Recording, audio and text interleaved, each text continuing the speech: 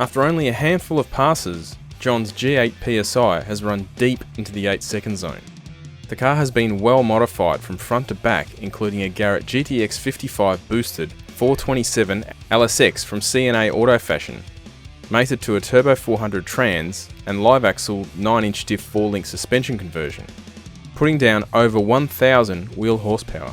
We believe this may now be the quickest VE Commodore in the country.